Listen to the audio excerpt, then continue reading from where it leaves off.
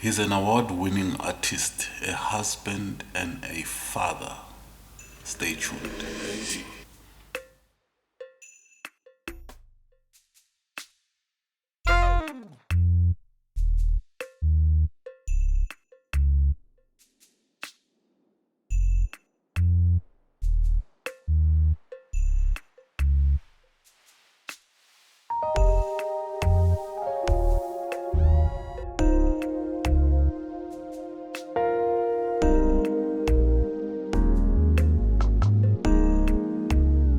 Karabo Mogane, how are you, sir?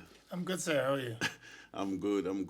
Thanks for coming, by the way. Thank you for having me. Thank you for having me. Yeah. Look, I know who you are, and thousands, scores of South Africans knows who you are.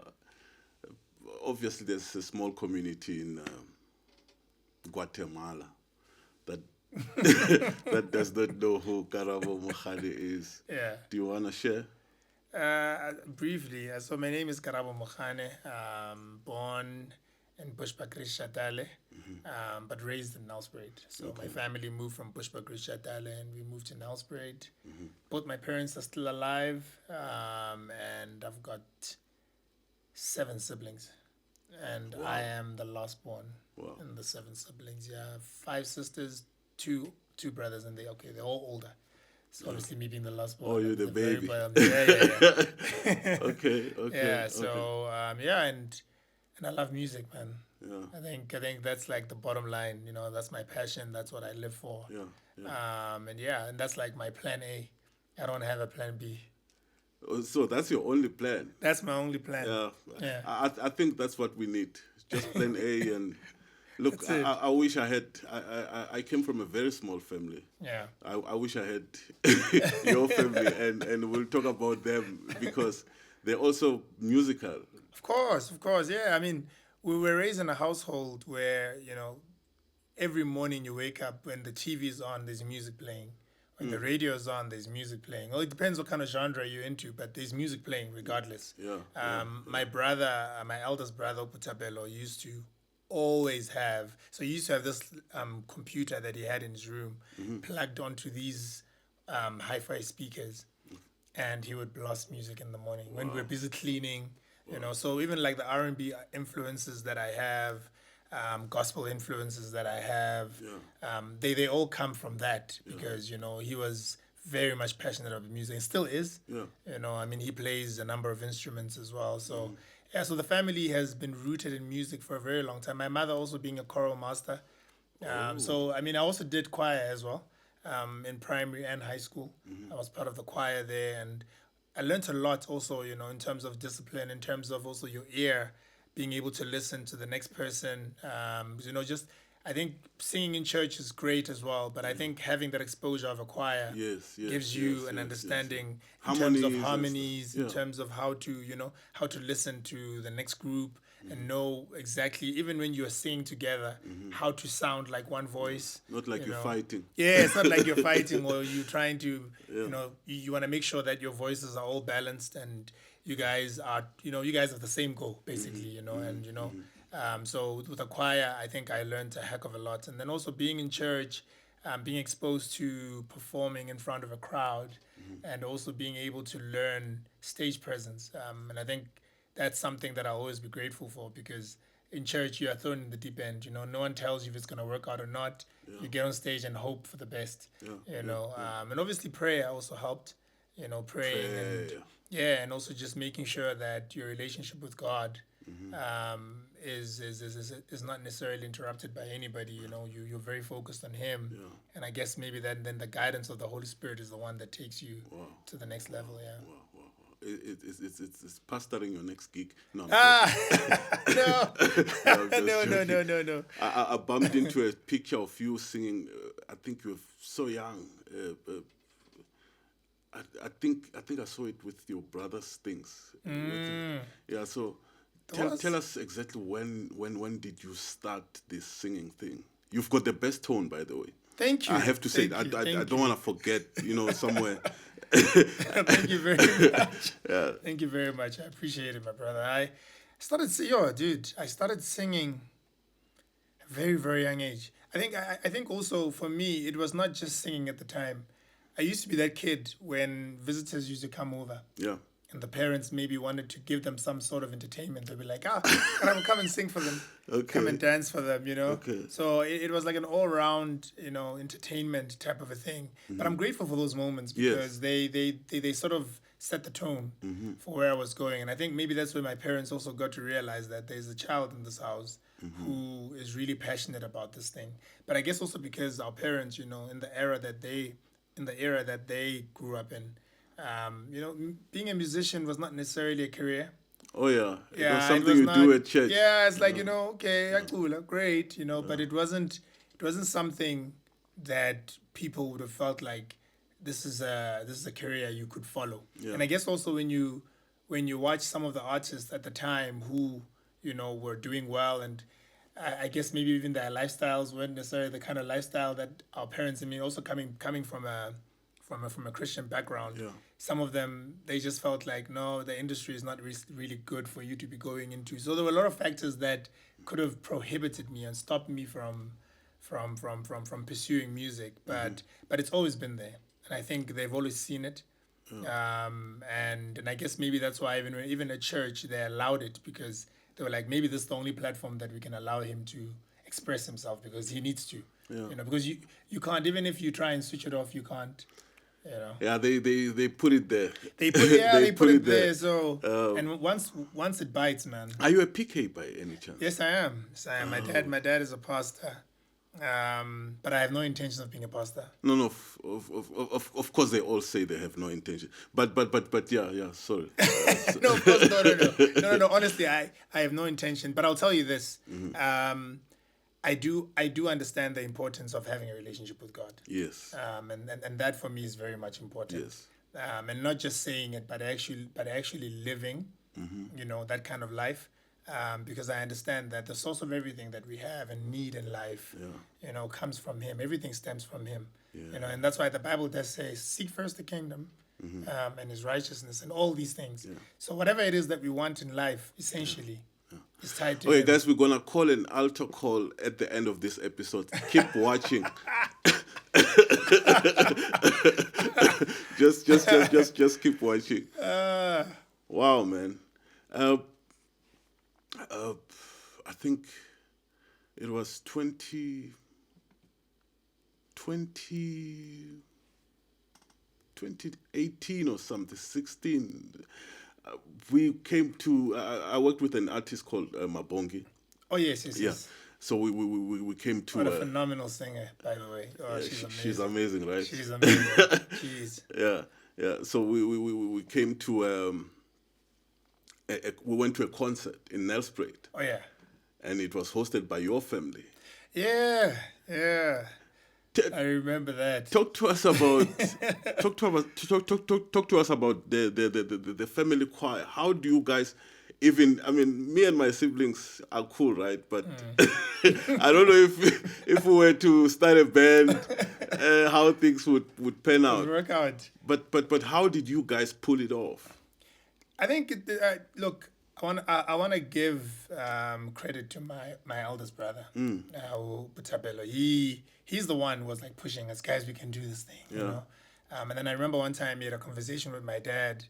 Obviously, my dad was a bit skeptical, thinking, some of the kids are still in school. Like, why would you want to start this thing and stuff? My brother was like, no, but I mean, this would be a great thing, a great platform for us to also push the gospel, And eventually, then my dad agreed.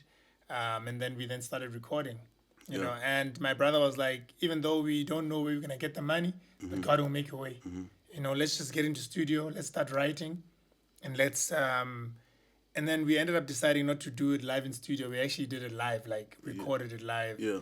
We actually recorded it at my high school.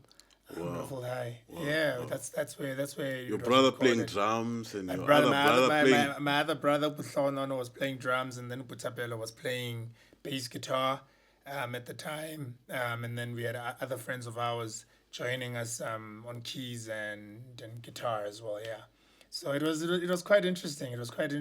But I think also it gave us a platform to to see what we could do as a family, Okay. as siblings, and I guess it also helped build certain bonds that we didn't even know existed. Maybe we should start a show, collaborate with your siblings. we should. I think it's a beautiful thing, and I think also it gave us a platform to be able to express ourselves. Yeah. I believe music is an expression. Yeah. To express ourselves, and also to realize that we all have something different to offer. Yeah. I can't do what my sister Tapo can do, or what my other sister Matapo can do. Yes. All of us have got something different to offer on the table. And I think that's the beauty of life, and that's the beauty of collaboration as well, is that even when I do feature another artist, I'm not trying to be them, they're not trying to be me, because we both have something different to offer. And when you're listening to the record, you're like, I'm enjoying Karabo's voice, but who's this? It gives you a platform to also discover other artists, and I think sometimes if you're constantly listening to the same thing over and over, even as an artist self, I do enjoy the way that I write, but it's also nice to get a perspective from other people write. And I guess that's where collaboration then comes in, is that then you want to also be able to learn from other people. Most artists are they like the concept. I'm a singer, songwriter, producer. So they don't think like you. They think I have to write my songs, produce them, and then sing them. Look, I'm not saying that an artist shouldn't write and shouldn't produce and shouldn't sing. But collaboration is important. I think it opens up. I look at collaboration like traveling. Yeah. Traveling to a different country. When you come back, you're not the same person, because there are certain experiences that you would have adopted when you're there, coming back this side, and you then begin to implement whatever it is that you would have learned in that particular country. So I think collaboration is the same. We come from different tribes, different ideas, different ways of life, I went to Mozambique once, and when I came back, I wanted to bribe all the police because because it's bribe all over. From the border to the next city, you have to pay. I've heard of the stories. So when I went to Mozambique, I actually flew. Yeah. So I guess maybe that's why I then avoided. Oh no, you avoided a whole lot of things. Yeah. What does family mean to you? Jeez, family's foundation for me. Family's foundation. I think family is what keeps the boat afloat. Because life, sometimes you can get swallowed by what's happening in life, and get swallowed by all the things that you encounter in life. But I think your reference point will always be family. Even when things are not going well, you know that there's a family. And that's why I think for me it's such an important concept, and it's such a godly concept as well. And I think that's why the devil is pleased when he sees the dysfunction of families, because that's what makes him happy, because he knows that if he kills that, he's basically killing the foundation that God is trying to lay in the world. And I think for me, that's what family is. It's a foundation that even when the people that founded that foundation are no longer here, but because of the values and all the things that they would have taught us and instilled in us, that outlives them. Wow, that's amazing, man. I mean, you've been singing in church all your life, and boom, you want to go to Idols.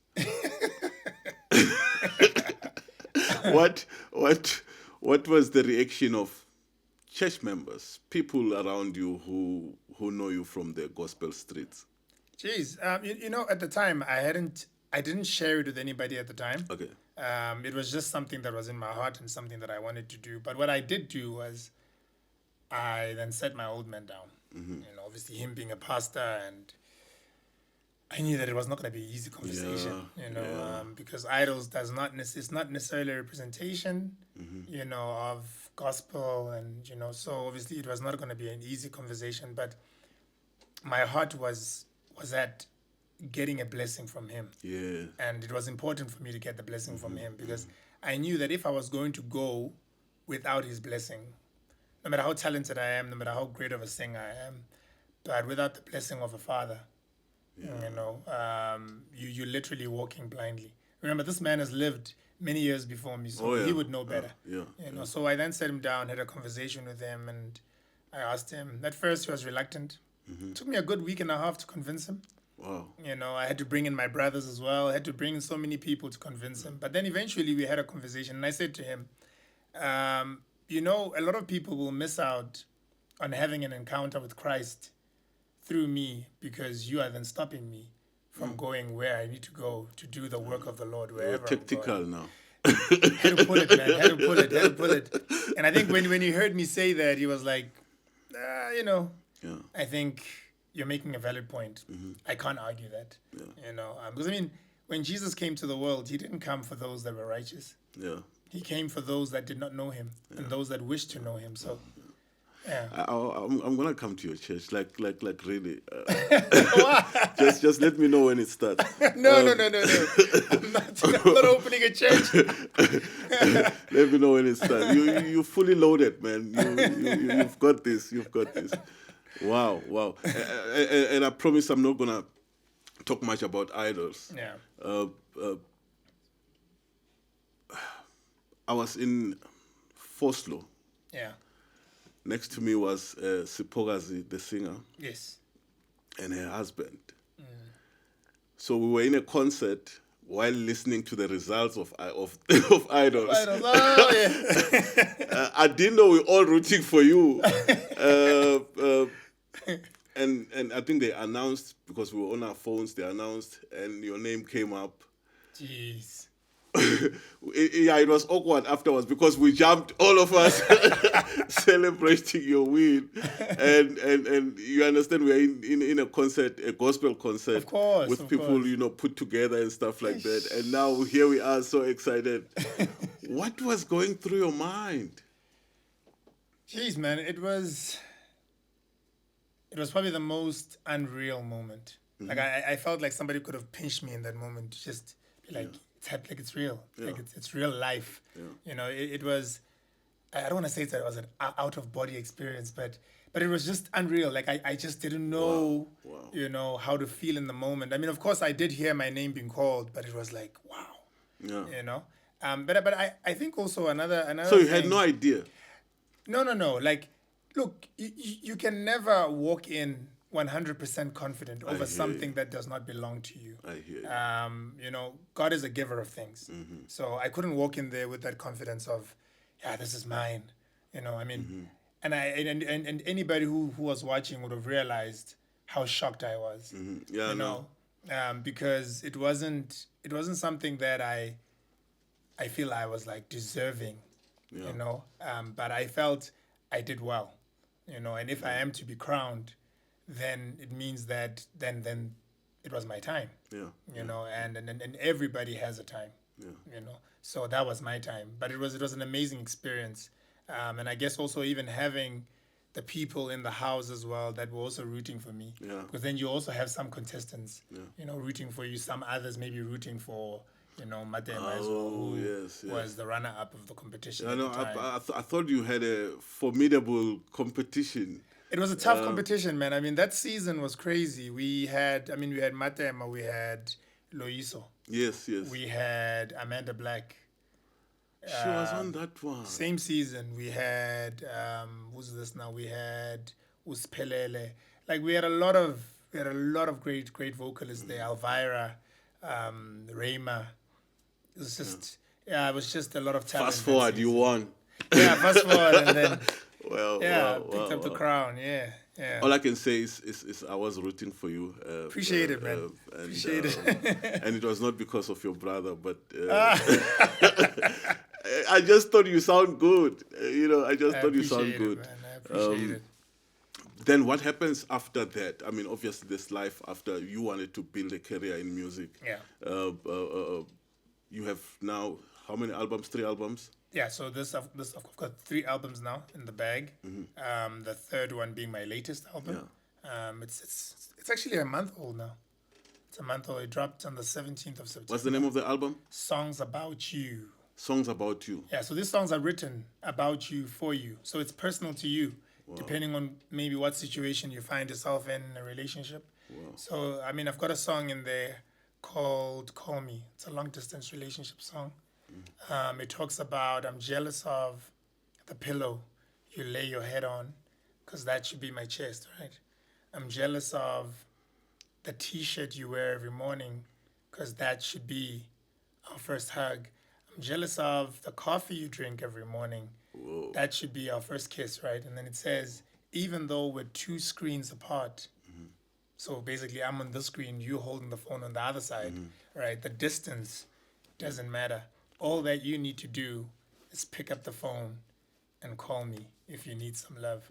Hey, So you're on fire. so for me, I wanted to sort of imagine how it would feel like, being on the other side and writing and scripting something that other people will be then listening to, and then trying to imagine myself in their situations, and how maybe they might be relating with whatever it is that they're going through in that particular moment. So, I mean, songs like Mnige, it talks about how love should be reciprocal. Whatever I give to you, you give back to me. But I think the most important thing about it was that I was trying to express that whatever you expect from an individual, do it first. Whoa. Because I think most times we're waiting for things to be done for us, and sometimes we don't even communicate it. You expect the next person to assume or guess that this is what you would like, for that person to do for you. But you yourself. So you need to teach them by action. Yeah. So exactly. So if you are saying this is the bar, you need to set the bar. Yeah. And then we follow according to the bar that you've already set. So that's that song. I hope people are already streaming as we speak. Okay, maybe wait for the episode to finish, then go to. Because I'm thinking I'm gonna be playing the song on my way home. Yeah. Because I've got some nice things to say to my wife. Wow. Yeah, So where would you classify this? Is R&B, pop?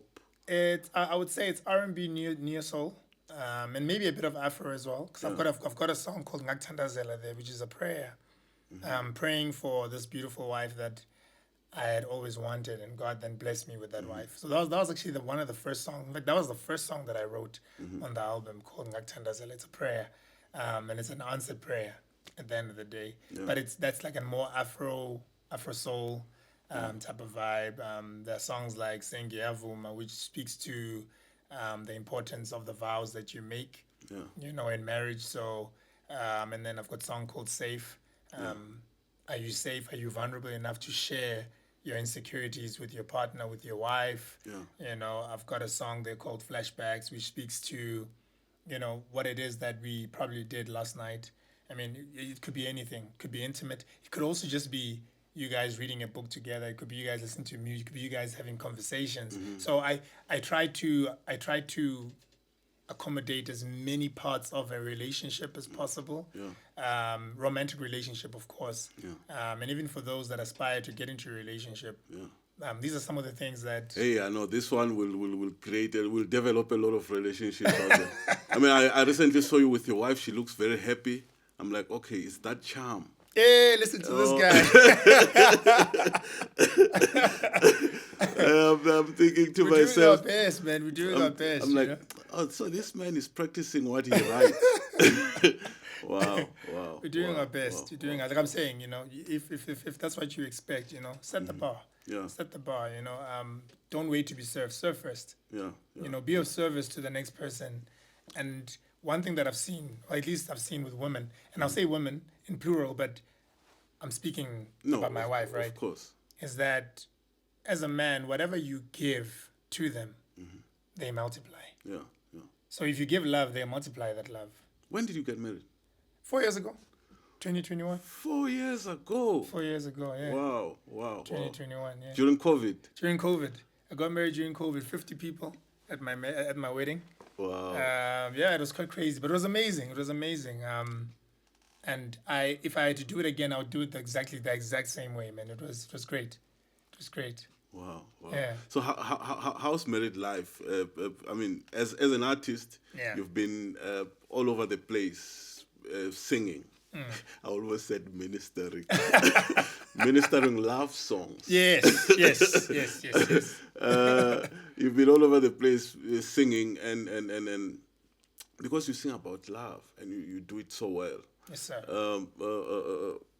How was it after, getting married, your audience, particularly your female audience? They saw you on social media, on radio, they heard of it, in the papers and TV. Yeah. I don't know if there's still the papers. Yeah, I'm they are exposing still. my I think young it's age. more like digital now, but yeah, there's still papers going out and Yeah. about. Look, man, people were happy for me. Yes. Well, that's what I'd like to believe. Yeah. I mean, of course, there were some people that were probably sour about it. Yeah. And because of course, people, as much as if Bana you're in ba the Satan. Yeah. because we are in the spotlight, everybody will have an opinion Mm-hmm. as to, maybe you should have married this girl, maybe you could have gotten a taller girl, a shorter girl, Yeah. lighting complexion girl, darker. Because they know everything about you, right? Exactly. They- So obviously everybody will have an opinion as to Yeah, who you should yeah, have married, yeah, So, yeah. but for me, I mean, I made a decision and I stuck to it. Yeah. And one thing that I live by is that, be yourself and the world will adjust. Yes. So I allowed them to adjust to the decisions that I chose to make. Because at the end of the day, this is still my life, Yeah. And there are certain decisions that I make that need me to make. Yeah. And nobody else should be involved. And how's wifey? Is she supporting the career? My wife is the most supportive person I have ever Good. met. She is very supportive. I remember even when I told her that I want to go indie, she was like, "You sure?" Like, yeah. She's like, "Okay." Let's do this. Yeah. And I was like, I mean, at the time, I didn't even know how we are going to do it, Yeah. but she was just like, "We'll figure it out. Yeah. Let's just have a plan. How are we going to be putting away money? How are we going to move our resources to ensure that this thing happens?" And she's been there all the way. I mean, we did it with money. We did it broke. We did it. Yeah. We did it in every phase of our lives. It wasn't easy. But I think when you have the kind of wife that I have, Yeah. and I thank Do God you for know her the every wife single that I day. have? Do No, you I'm know the joking. wife that I have? You know what I mean? I hear you. when you have the kind of wife that I have, man. Yeah. For me, it's not just in words. It's also in action. Because I mean, you can say, "Oh, love, I'll support you. I will do this. I will do that." And then when crunch time comes, and then a person just turns around, and be like, "No." Because I know this business. Yeah. This business. Yeah. If we were to see the graphs, Hey. it will be something like. It's crazy, So for me, I thank God every day for her. Like I'm saying, I think it's more in her actions than what she actually says. She really goes all out for me and goes all out for our family. And when I say my family, I mean extended. Yeah. Like throughout, like I'm not the only person benefiting. Does she cook on a driftwood when you guys go home? Fortunately for her, we'll use a big gas stove, Okay. and then get those big pots. Okay. Yeah, because I mean we're a big family. She's AI. She's AI. She's AI. She's modern. She's AI. Okay. But I don't think she wouldn't cook on a driftwood if she had to. But I think, I mean, if she doesn't have to, if we can make her life easier, then I think cooking on a gas stove makes it better. Yeah. I saw on the I think I saw on social media, or I don't remember, I think online digital paper, whatever the case may be, that you guys welcomed a little one. Yes. Recently. Yes. Exciting, man. Being a father is, I don't know, like, in life there are certain moments where you feel like this moment can never trump this moment, and this moment can never trump another moment. Yeah. For me, obviously, the highlights of my life, biggest highlights of my life, obviously, is being born, because being in this world is a highlight, definitely. Yes. Growing up in the family that I grew up in is definitely a highlight. It's a blessing. And then obviously, winning that competition, Idols, that was a highlight, definitely. And then I thought, oh, nothing can trump that. Then I got married, and I thought, I mean, when the day of your marriage, like the day of your wedding, you think nothing can top that. Like, oh my God, the feeling, that night you don't even want to sleep. The way you're so happy, And then my baby came. Yeah. Stole the show. Hey, man, she came and she stole the show. Yeah. And I pray to God that I wanted a daughter first. Whoa. And I know that it's not it's not every guy that prays like that, but I prayed. Don't like worry, that. I've got 3 girls I know. Oh, okay. Okay. So I was like, my firstborn has to be a girl. I was like, God, give me a girl firstborn, and then I can have boys thereafter. But I just want to have a daughter first. And God was faithful, and I got myself beautiful, beautiful, beautiful beautiful girl. Oh man, I'm in love. Wow. But I mean, her mother still comes first. Let me make a disclaimer. Her mother still comes first. Of course. And not that she comes second. She comes first in her own way. Yeah. But her mother comes first, if you know what I mean. I hear you. What does the future look like for Karabo Mogane? The future looks very bright, man. Yeah. I think we've always said the sky is the limit. I want to say the universe is the limit. There are limitless possibilities. I think there's so much that the world has to offer. Yeah. And so much that we can still gain in life. And I think sometimes we are our own, we sabotage ourselves at times. Yeah. Because one thing that people need to understand is that whatever you're trying to do, and whatever that might be, your success is tied to your obedience to God. So for as long as you're not obedient to God, everything is slowed down wherever you are, whether you're an accountant, whether you are a builder, if your relationship with God is not on the straight and narrow. And it's not easy, by the way. It's not. Being obedient to God is not easy. The pain that it comes with, but the fruits that come after, being obedient. So I for me, that's the message that I would like to leave everybody with, is that your success is tied to your obedience.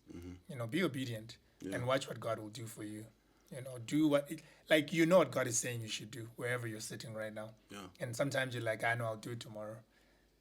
God is saying pray. No, I'll pray tomorrow. God is saying go out there, give this particular person this. No, I'll do it tomorrow. And God's, in fact, what I love about God is that His instructions are so simple and straightforward. I think sometimes we're looking for God to come out from big cloud and and all the theatrics and there's light, and now you can't see Him the same way Moses did. Of course, in the modern day, God shows up in different ways. God can even speak through people, and God says, hey, don't do this, do that, do this, if you choose not to listen. Because I think sometimes what messes us up is that you are then focusing on the person delivering the message, not the message.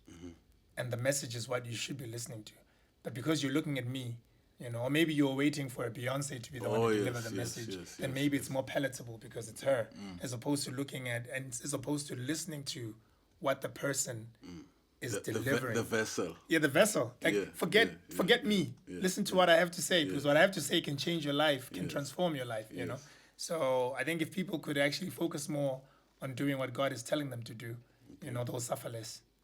Wow. Maybe one last one. Can you give us one gospel single, just one song? One song, jeez. Yeah, I didn't even warm up this morning.